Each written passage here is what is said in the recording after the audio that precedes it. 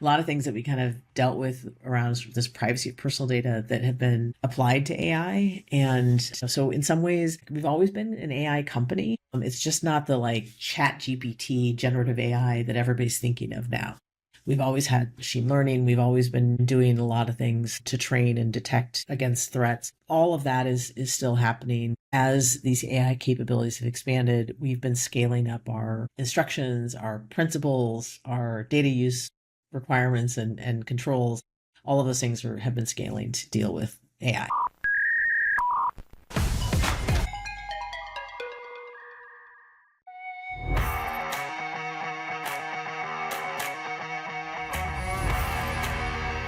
Hello everyone and welcome to This Week in Net. It's the February the 6th, 2026 edition. We're already in the second month of 2026.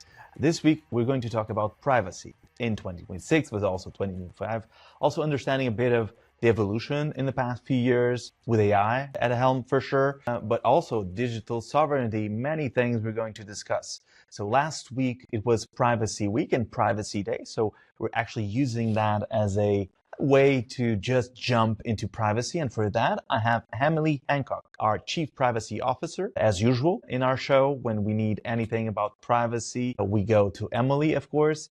I'm your host, João Tomé, based in Lisbon, Portugal. A very rainy Lisbon, Portugal still, with a new storm coming, actually. If you check Cloudflare radar site and also our Twitter or X account, you can see how for almost 7 days now it has been impacted by the storm and power outages in at least 2 regions in Portugal. Let's do a small detour through our blog. This week, earlier this week, we had a blog post about improving global upload performance with R2 local upload. So that's about our storage product. R2 reduces now with local uploads request duration for uploads by up to 75%. So it writes object data to a nearby location and asynchronously copies it to your bucket. So all while data is available immediately. This is about your builders out there. Also, in the Cloudflare Workers Developer Platform perspective, we had a blog post on Friday about building vertical micro front ends on Cloudflare's platform. So this is all about deploying multiple workers under a single domain with the ability to make them feel like single page applications. So in this blog, we take a look at how service bindings enable URL path routing to multiple projects. And of course, next week, we are aiming to have an episode about Moltworker, which is the self-host personal agent, AI agent, or even assistant without the need of an Apple Mac Mini. Without further ado, here's my conversation with Emily Hancock. Hello, Emily. How are you? Hi, good to see you. Yeah, very exciting coming off of Privacy Week last week. That's true. That's true. We actually did an internal conversation, so this is actually a replay in a sense. For those who don't know, where are you based? I don't think you're there now, but... No, I'm not there currently, but I'm usually based in San Francisco. Exactly. In terms of, this is something that comes up frequently. Just to give folks an example, we had a few episodes with you already in the past. One, for example, in 2024 about privacy, Europeans, GDPR, Digital Services Act, for example. So we took care of that in that episode in February of 2024, actually. People can search that one. But also last year, we did one with Rory from our compliance team about very specific privacy certifications and why certifications and also compliance is relevant for everyone, even those that don't think it's relevant for them. So we already discussed some topics here. The idea here is to have a general perspective of 2026 and this AI age as well. Let's start with this perspective of trying to make people understand a bit of what does a chief privacy officer do, really. You're the first chief privacy officer of Cloudflare, right? Yeah, I am. Well, it's interesting. I mean, I started at Cloudflare. It'll be 8 years in April. And coming in, I actually started as a data protection officer, which is a title I also still hold as in addition to chief privacy officer. Because at the time, it was really about focusing on GDPR. I started about a month before GDPR, the European General Data Protection Regulation, for those who may not know. I started about a month before that went into effect. And at the time, a lot of companies like ours were putting in place sort of a lead privacy role. And GDPR actually requires certain companies, if they meet certain standards, to have a data protection officer. So a number of companies, whether they met those standards or not, were establishing this idea of a chief privacy officer or data protection officer or somebody who was kind of head of the privacy organization. And so when I started at Cloudflare, the idea was to have somebody who would build up a privacy program. And that means everything from making sure you have a good privacy policy in place, making sure that you have the ability to respond to data subject access requests, documenting a lot of your privacy practices with privacy impact assessments. And then under the GDPR, there's a specific type of impact assessment you're supposed to do called a data protection impact assessment, which is basically the idea of figuring out whether the products or services you're offering, what the privacy impact is on the individuals using those products and services. So if you have to give some personal information or information is collected from you in order to use those products and services, the idea is you're supposed to weigh whether there's any kind of privacy harm when you collect that information, or maybe any privacy harm might be outweighed by the benefit, right? If you're going to buy some shoes, and online, you want those shoes. So you're going to have to give some personal information in order to be able to purchase the shoes and have them shipped to you. That's a pretty good trade-off. An example the other way might be there's a famous case where there was a flashlight app that you could put on your phone, and it was collecting, I think, location information. There's no need to collect location information when all you're doing is just trying to use your phone as a flashlight. So that would be an example of a case when the impact on privacy is greater than it should be for the purposes for the data collection. That was kind of what the big focus was 8 years ago, and what a lot of chief privacy officers were really focusing on was standing up programs that would do that kind of documentation, also training, making sure people knew how to handle personal data. And what's been really interesting is in the last 8 years, the chief privacy officer role has really evolved into something kind of different. Now, not everywhere, but in a lot of places, those same kind of muscle memory things that we developed as privacy officers, doing the data protection impact assessments, writing privacy policies, training people, talking to product teams about how to use personal data appropriately, privacy by design principles, figuring out how to retain data, understanding where your data is. All of these kinds of things are things that were started by data protection / privacy legislation, and that's what privacy officers focused on. But all of those things have been increasingly important for AI. And so all of these different ways that we're using data now to do more machine learning, for generative AI, all the AI-enabled tooling that companies are building, all of these things really rely on, I think, the principles and foundations that are data protection principles and foundations, because what customers are worried about, regulators are worried about, is what companies are worried about is, is our data going to go into this like AI machine in the sky, wherever that is, and is that going to be used in a way that invades someone's privacy? Is that going to be my data gets sucked up into this machine and I can never get it out? So a lot of those privacy concerns are also present with AI. So what I'm finding now when I talk to a lot of the chief privacy officers is we all have kind of this expanded function where we're thinking about governance, not just in strict GDPR terms or strict data protection law terms, because there's data protection laws in, I think it's like 200 countries. The United States, almost every state has some kind of privacy law. There is that focus still, and that is still important, and it's still a thing that we continue to focus on. But a number of us are also figuring out how to do responsible AI. We're writing policies around how to use data with AI. We're doing training. This is partly required by the AI Act, is you have to do training to make sure there's AI literacy. So a lot of those same kind of documentation steps, those same responsible data use steps, the impact of using AI on the personal data, all of those kinds of things are also relevant for this sort of new technology we're dealing with. And then a lot of privacy officers now, like myself, also are dealing with cybersecurity. And that means, what are we doing with personal data in the event of a breach? What are our processes for notifying people? What are our processes for making sure maybe breaches don't happen? Really, that's what you want. And so a lot of people are also doing that. So the chief privacy officer role now, compared to what it was 8 years ago, is kind of this bigger, sprawling thing around data governance generally, and it touches on a bunch of different disciplines. And so we're also seeing people with titles like digital responsibility officer, or trust officer, and so these titles are kind of changing a little bit, but privacy officer is still, it's still all about data, and we're figuring out about data. And in some cases, it's even not even just about personal data anymore, because we've got the EU Data Act, which regulates non-personal data. So yeah, it ends up being kind of this big, big job dealing with a lot of different things. But at its core,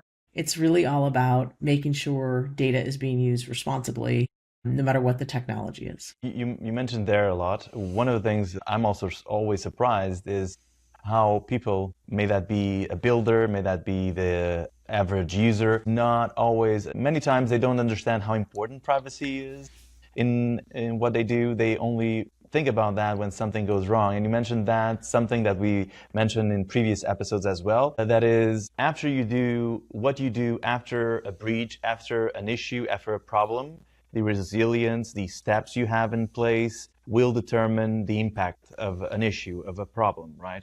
So having procedures and steps in place for first trying to avoid bad things happen, but also if something bad happens, trying to limit it where it happens, to not infect the other places, but also having good measures in place of plan B, plan C, what we do if this happen, what we do if that happen. That entails a lot of discussions with different teams, right? Even at Cloudflare. Yes. Yeah, we work really closely with the security team, the IT team, somewhat the people team, the customer support team. So all of these different teams, and sales, anybody really who's touching customer data. I will say, one of the things that we're really fortunate about at Cloudflare is, I think, because our mission is to help build a better internet, and I think so many of our employees who join really firmly believe that mission. Even maybe they never articulated that way in their head, but when they join, they're here because they believe in that mission. And so we actually have a really privacy focused culture that has a lot to do just with the mindset of the people coming in, and not because it's imposed top down.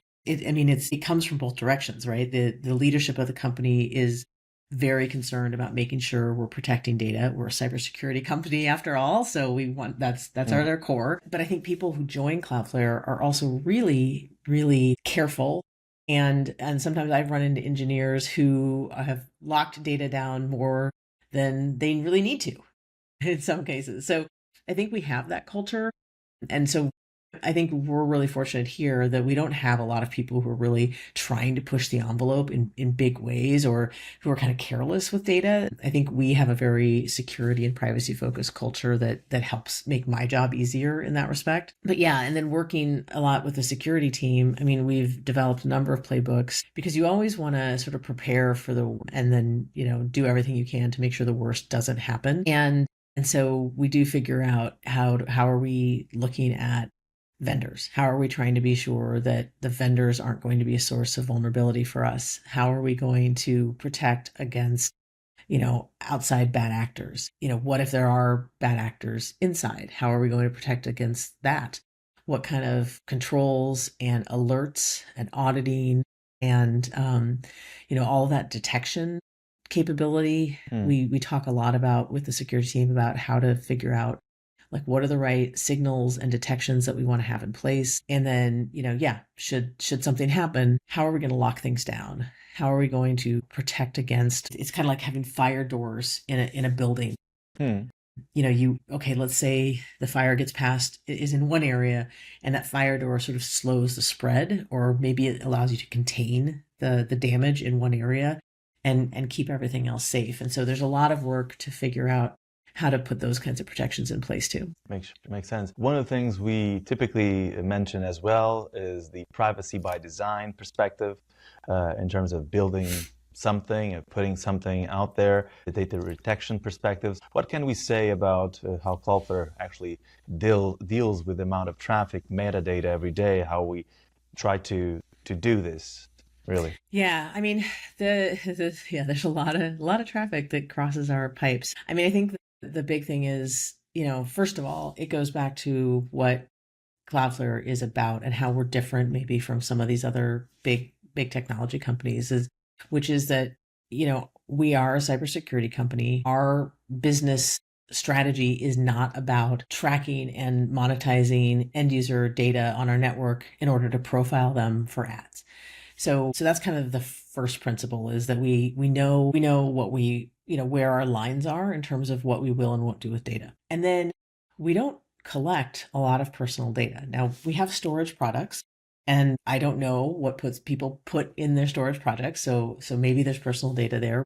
Touch that. But in terms of the data that crosses our network when we sit as a reverse proxy, or when we are dealing with the corporate, our Cloudflare One corporate network protections, there's not a lot of personal data, really. There's IP addresses, which in some cases, I know there are some regulators who believe IP addresses are personal data, but in many cases, we have nothing to tie the IP address to. So it's kind of a meaningless piece of data for us. Not meaningless, I shouldn't say that. I mean, it helps us understand like where in the world somebody is, or if they're using what kind of ISP they're using. But we can't say, oh, that's Emily's IP address. We don't have that kind of capability. And that's one of the big privacy by design principles too, is that you want to make sure you're collecting the minimum amount of personal data necessary. And we try to design, we try to design our products to collect the minimum amount of data that we need. We don't have a lot of personal data. And then the other big principle is make sure that your retention is only as long as you really need it for business purposes. So we've put a lot of effort into making sure that that's true, and not just holding vast amounts of data for as long as possible. Now, obviously, there's then the security lifecycle and making sure that we've secured the data along the way, and then transparency, trying to be as open as we can with our customers and with our end users about what data it is that we have, what we're doing with it, and how long we keep it. And so those are really the principles that we try to embed everywhere. And that's, so that's why we have a product counseling team that works a lot with our product and engineering teams to embed those privacy by design principles. And as a former tech journalist, one of the things that I was able to see up close in many situations was the struggle between, it's helpful to have data, for sure, for many reasons, for AI, for all sorts of reasons, is very helpful for the person, the actual user, for the internet, for us to block attacks, for many purposes, useful to have data, but it's also useful for that data to be protected, right, to don't have others seeing it, or encrypted data in many situations. Right. The encryption is really important. But again, even in a Cloudflare scale, having the data also helps like blocking DDoS attacks. And where are the users for us to monitor what is happening and us diverting attacks in many situations. So having data is actually helpful for cybersecurity for many reasons. Having the less amount of data possible, don't use the data for any advertisement or sales or something like that. That's also relevant in this situation, right? Yeah, I mean, So when you're saying so bot management is a really good example of that. I think bot management, our products and services there are designed to protect against bad bots. And I mean, now in the AI age, there are good bots. There are a lot more good bots now with AI agents. But in general, it's this idea of making sure that you allow in the human traffic and you block the bad. And you don't need a lot of personal data for that. There's a lot of signals about whether the traffic is valid traffic or is human traffic versus bad bot traffic. And those signals don't have to say, again, that it's Emily, but there are signals of humanness that we can detect. So we don't need the personal data to do a lot of that work. There are signals that we need about different kinds of devices and patterns, but it's not personal data. And we don't have the ability even to kind of track that to a person. Even if we wanted to try, we don't have the data sets and that kind of thing. And we don't want those kind of data sets. So yeah, a lot of those capabilities don't require the kind of like identification of a specific person. It makes sense.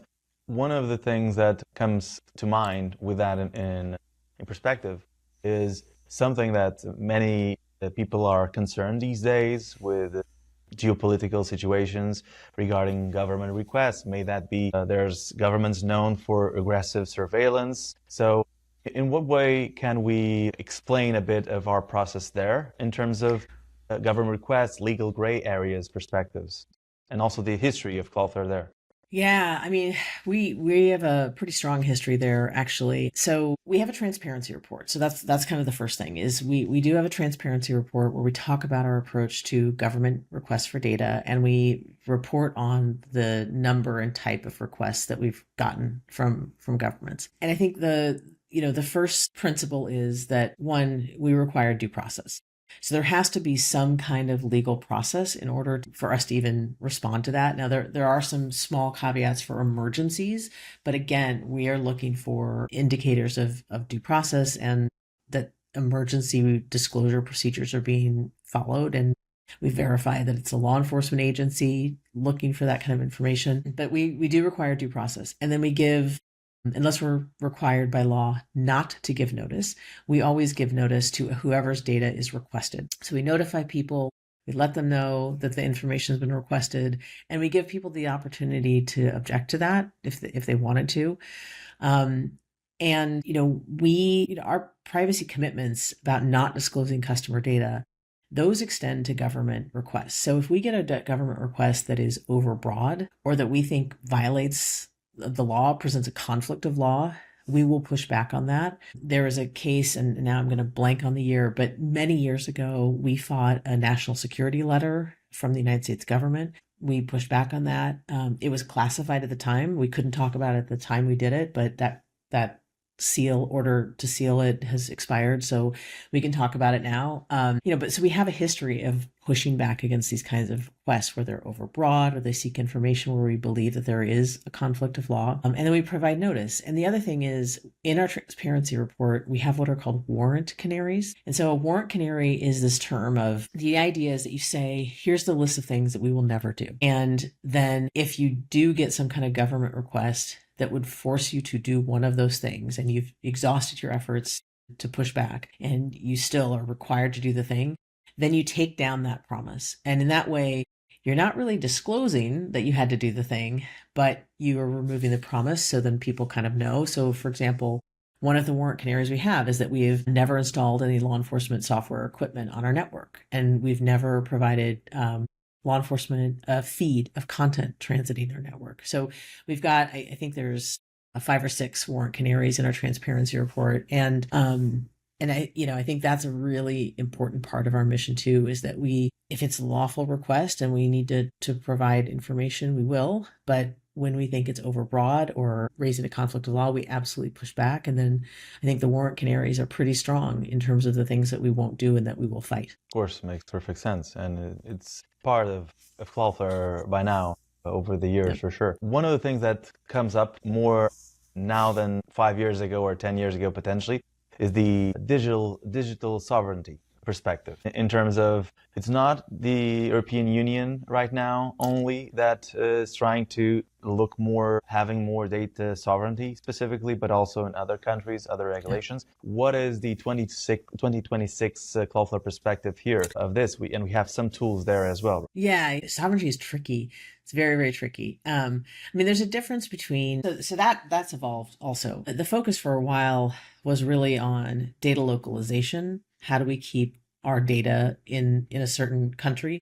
That's still the focus. There's still a lot of that. But this idea of kind of sovereignty now also is not only let's keep data in a certain place, but also we want to protect it from outsiders in a different way. So it's an evolving conversation about what it means to have sovereignty and what it means to maybe have, make sure that the data in a certain geographic location is immune from another government, perhaps. So years ago, when very GDPR focused, the GDPR has rules around whether data can leave the EU and go to the United States, for example, to be processed. And other countries, some other countries have these kinds of rules too. Some of them have it for all kinds of data. Some are also very sector specific, like Australia has a law about healthcare data, but not other data. So a lot of these laws had rules, and it said, well, if you're going to transfer data, you have to meet these certain contractual commitments, and you have to really kind of promise that when you take data out of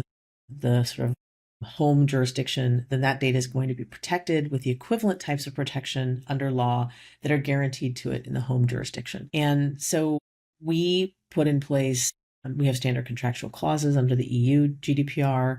We have a number of certifications. As you mentioned, we did the global cross-border rules certification, and that allows for transfers from countries that are part of that consortium, and that's a lot of Asian countries. We have the EU-US Data Privacy Framework certification, which allows for transfers from the EU, and also the Swiss-US one. So those transfers are allowed. So we've taken a lot of steps in those areas. And yet there are still countries that don't have those kind of frameworks. India, for example, where there are also some localization requirements. And there are still customers who, regardless of these kinds of certifications, regardless of the frameworks that allow for data transfers to be kind of considered adequate, there are still customers who feel very strongly that they want their data inspected locally.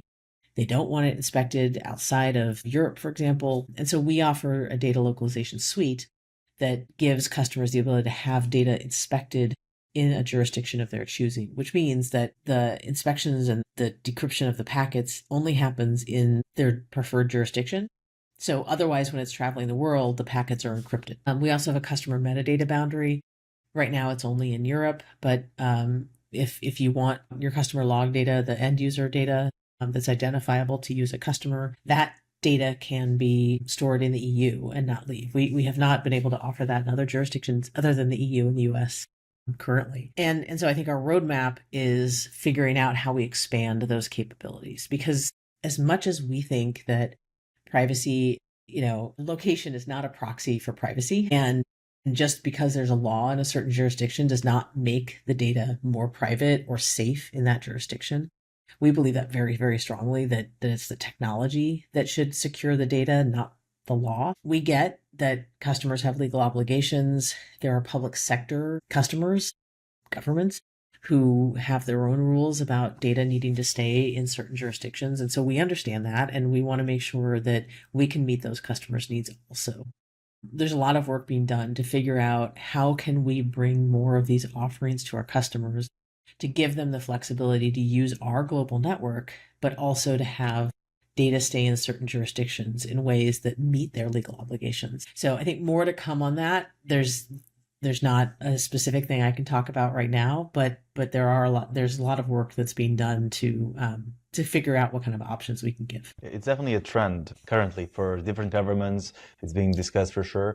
But you raised there a very important question, which is it's more important to have it secure in terms of privacy, not vulnerable, because even if the data is in your country, other attackers, if it's not well protected, other attackers can actually go there and get the data. So it's also about the protection in place, even more important sometimes than the delocalization, although it's definitely a trend. One of the things that we haven't discussed still, but I would say would be on everyone's mind is AI and privacy. And of course, we're not only a company about zero trust and corporate and also reverse proxy or CDN. No, we're also a company of builders, of developers, with workers. And of course, even inside the company, we're all constant building things and shipping things. What would you say is the Cloudflare approach of this AI age, given that we're a very, very innovative company in terms of the way we want to use AI tools to make the best of what we launched? What is the balance there between shipping with AI in place, but also having privacy in mind? Yeah.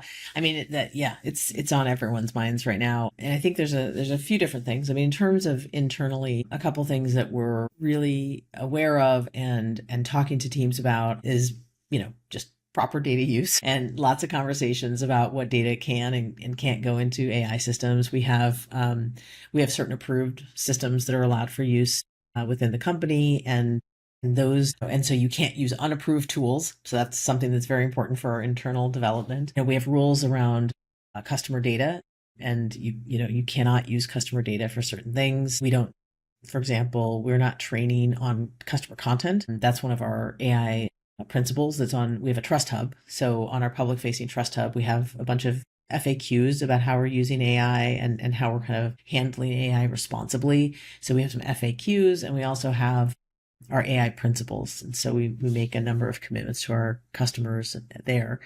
And so, we do a lot of training internally to make sure people are aware of the rules and that kind of thing. Access controls set up to make sure that we're protecting data that way.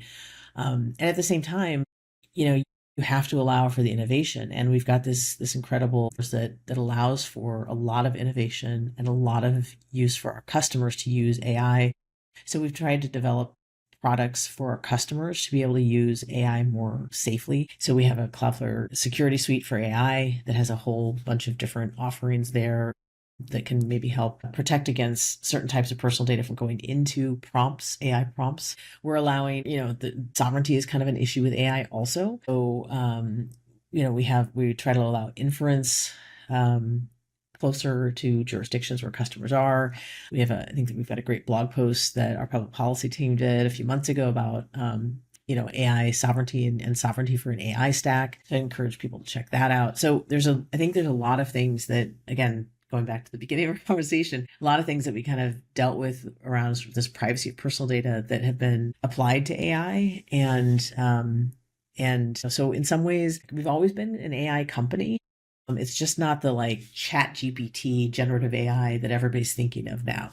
We've always had machine learning. We've always been doing a lot of things to train and detect against threats. All of that is still happening. And as these AI capabilities have expanded, we've been scaling up our instructions, our principles, our data use requirements and controls.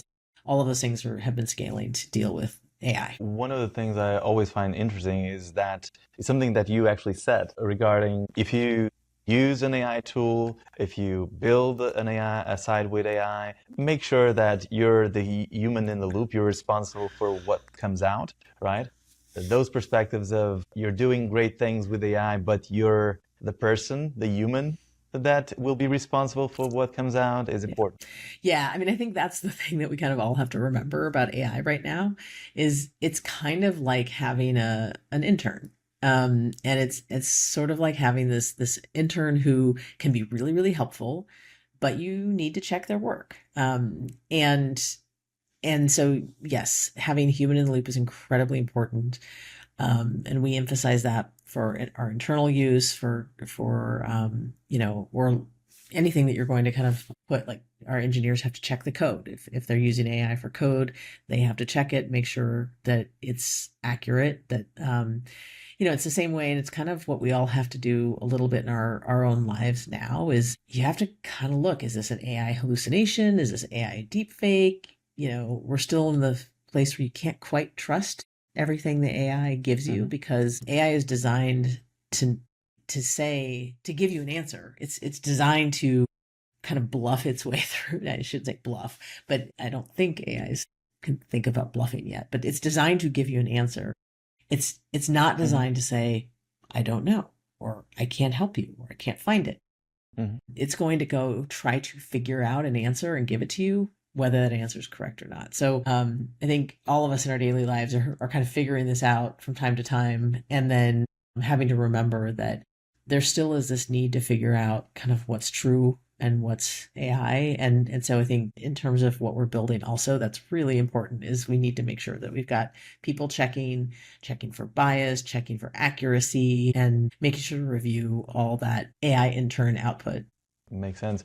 One of the things that I also think is relevant here is the perspective of the points of failure when you do something with AI. If you're using, you mentioned this in the past, if you're using a data set with personal information, maybe that's not the use case where you'll trust more of AI. It's like the point of failure is bigger if you're using actually data. So having that in mind, like good judgment perspectives usually are helpful also in the AI age, right? Yeah, I mean, I think that's kind of like AI 101 is you don't put your personal data into the AI machine. And that's that's something I talk to my family and friends about is all of those things, that giant medical report that you got, like maybe it's going to help you understand a couple terms, but maybe don't put the entire thing with all of your personal data into, ChatGPT or whatever, Gemini, whatever it is. So yeah, always being careful. And then we also have, like I said, I think we have a data loss prevention type tool that can help block personal data from going into prompts. Or if somebody does put some personal data, it'll catch that and kind of say, no, you can't submit that. And so I think we're going to see more and more of these tools, I hope, get rolled out for more public consumption, because it's hard to think about how to guard your personal data. You can also turn off memory on some of these AI tools that you're using, so they don't remember the data and it won't go into a training set. So I always tell family and friends to make sure to do that and check your settings, check your privacy settings on whatever AI tools you're using, so that you can protect yourself that way too. Thinking of 2026 and what's coming in the next few months, from the privacy perspective, what are the main things on your mind that you think are relevant to mention in terms of maybe regulation, maybe concerns in general, challenges, opportunities? I think so. Well, I think that's just going to continue to be a theme, because everybody's trying to maximize their use of AI right now. And so that continues to be something that I think about a lot, that we think about with our internal teams, our security team internally. That's a big deal. And I think we're going to continue to see different bodies, different governments think about how to regulate AI. You've got the AI Act in Europe on the one hand. In the United States, you've got a very anti-regulatory approach. Asia is taking a little bit more of an approach of, we're going to regulate, but our regulations are going to be to really boost AI use. It's kind of all over the map. So I just think that's going to be a continued area of focus, is watching and seeing what's going to happen and trying to remain flexible with your approach as a company, because you have to balance something like the AI Act in Europe and deregulation in the United States. How do you exist in both places? I think that's going to continue to be an issue. You mentioned digital sovereignty. Absolutely, that's going to continue to be a conversation in 2026. The geopolitics right now, I think, as a lot of people know, are a little bit interesting and colorful. So figuring out how to respond and how to help companies adapt and be resilient in the kind of strange place we're in, right now with the geopolitics, I think is going to be really important. And I think, again, security is always an issue. AI is making the bad guys more powerful. So just as AI is giving the good guys more power to do good things, AI is giving the bad guys power to do bad things. And, I think we're just unfortunately going to see an increase in deep fakes. We're going to see an increase in the AI coding that allows attackers to develop their malware more quickly. All of the things that you can imagine the bad guys do, it's ramped up. So everything feels like it's happening kind of faster and more intensely with AI.